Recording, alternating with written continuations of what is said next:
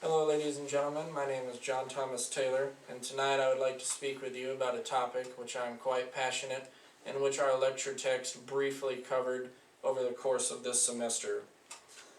That topic is the consequent misery of inequality and opportunity, observing the question, does poverty breed crime? Now I know that you must be thinking to yourselves, how is he planning on tackling this subject, or attempting to draw a correlation between inequality, poverty, misery, and crime? Well, I have the answer for your wondering minds in the form of 3 statements I would like to draw to your attention. Number 1, capitalism has an effect on the breeding of unequal opportunity. Number 2, inequality affects the harboring of misery and stress in one's life. And number 3, misery and stress in one's life ultimately causes or allows for the rise of crime. Keep in mind that when viewing this topic, I am interested in having you view it from a which came first, the chicken or the egg lens, to better arrive at the root cause of crime in our country. There are many myths that abound as to why crime runs rampant throughout our country. Yet they paint a picture of only a black and white issue. This is simply not so, and I hope to draw your attention to the bigger picture and shed some light on the gray areas between both sides of the spectrum. But first, let me lay the groundwork for this discussion. Thomas Jefferson in 1776 penned the statement, "We hold these truths to be self-evident, that all men are created equal, that they are endowed by their Creator with certain unalienable rights, that among these are life, liberty, and the pursuit of happiness." Yet this statement is as untrue today as the phrase that sold immigrants on this country years ago. America, the land of opportunity. But opportunity for whom? After arriving in America, many immigrants found the paths to opportunity already blocked by robber barons such as Cornelius Vanderbilt, Leland Stanford, and John D. Rockefeller. Realizing they had simply exchanged hope for a different view and change in scenery, they banded together by race and fought for survival. From this foundation, we are now prepared to take a look at how capitalism breeds inequality in our country. Maribel states that capitalism is fraud, and Koepke notes that it is so, for it promotes the idea that everyone has a fair and equal chance to succeed, and that hard work is all it takes. Now just think to yourselves for a moment, how many of you know someone who works harder than others, but would still not be considered successful by today's standards in our society? Does it then seem fair that they are fed the belief that simply working harder will pave the path for their success? Capitalism, though a great system, is not a perfect system, and does have the adverse effect of allowing for poverty to continue to grow in our country. Yet capitalism is not the root of the problem of crime. Rather, it is the stress and misery that it gives birth to through inequality. Jastrow states that misery is the great weakener of defenses, while temptation is the strengthener of the urges. Urges, which he also states, are not what the individual is strongly interested in acting on.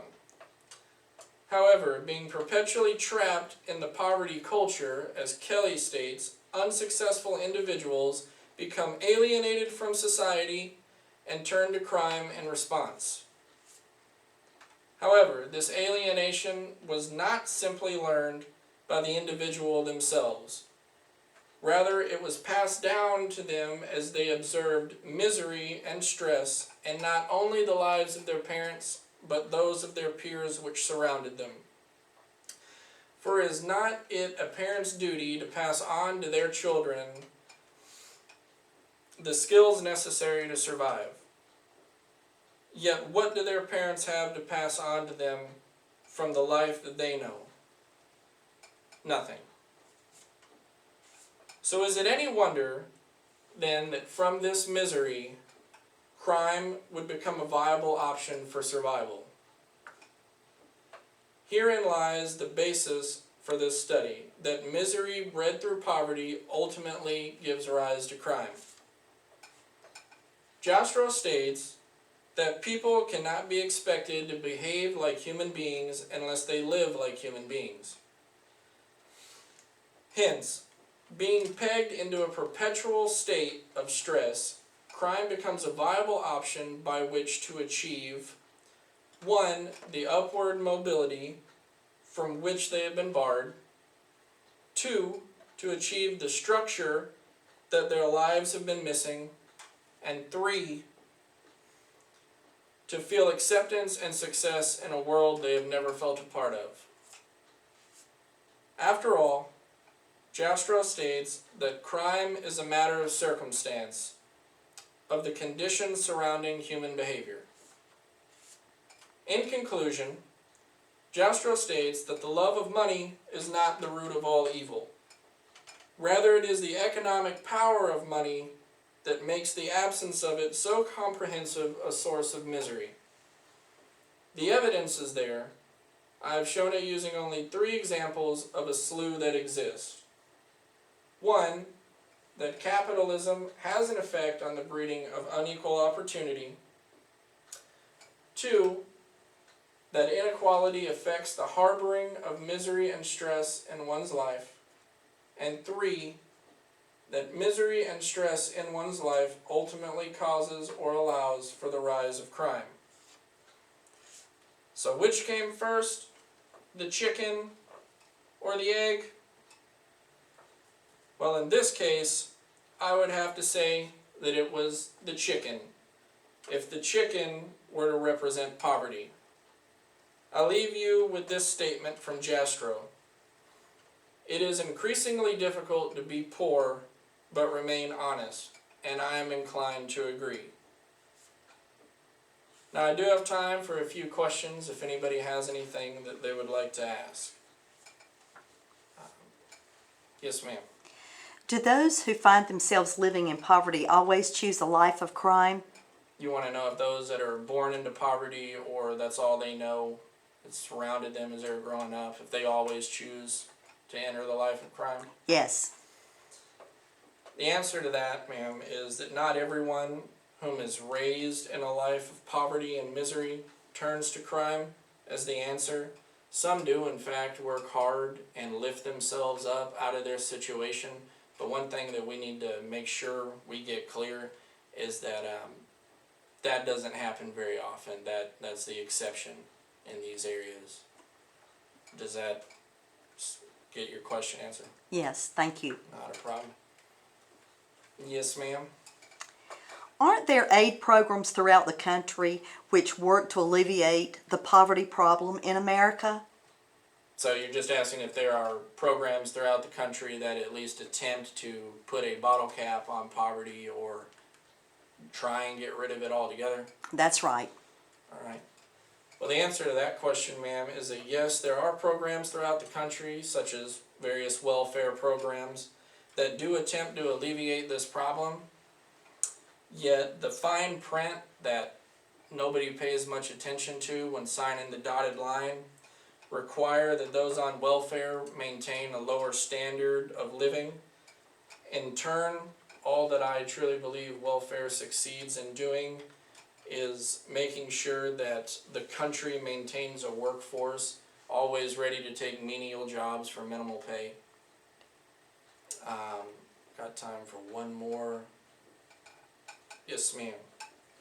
Are you saying that capitalism is a bad thing in America? Am I saying that capitalism is a bad thing in America? Yes. No, ma'am. Actually, I personally believe quite the opposite. I believe that capitalism works in this country, and it provides what many people in many other countries dream of having, which is a chance. But that is the main reason why so many immigrate over here, is for that opportunity. However, we and they should know that these opportunities are rather unequally distributed throughout our country. It is a land of opportunity, but not the same opportunities for everybody. Thank you. Not a problem, you're welcome.